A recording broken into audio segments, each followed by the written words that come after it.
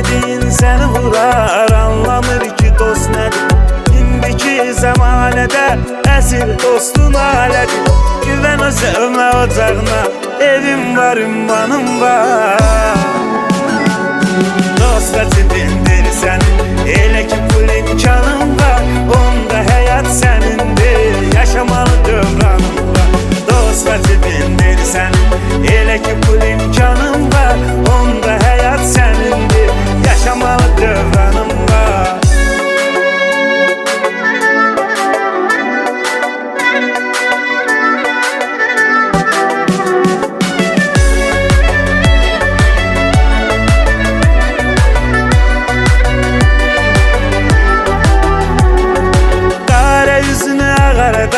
Çok şeye qadirdir bu.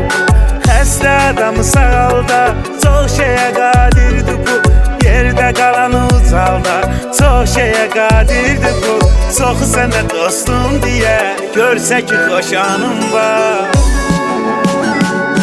Dosta cibindir sənin, elə ki pul imkanın var. Onda həyat sənindir, yaşamalı dövranın var. Dosta cibindir sənin, elə ki pul imkanın var. Onda həyat sənindir, yaşamalı dövranın var.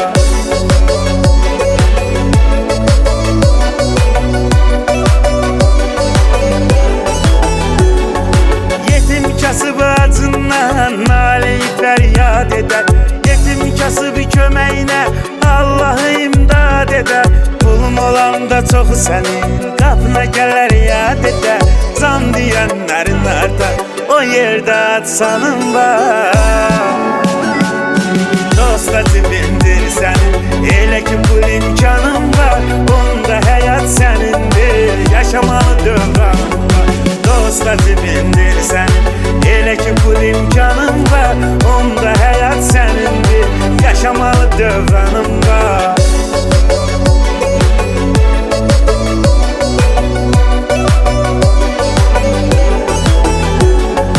Namaz qıl, zikir eylə, ömrü bir badə vermə. Şeytanın qulu olma, ömrü boş yerə sürmə. Haramzadəli etmə, yetimin haqqına girmə. Tək Allahın yolunu get, dinin var, imanın var. Dosta cibində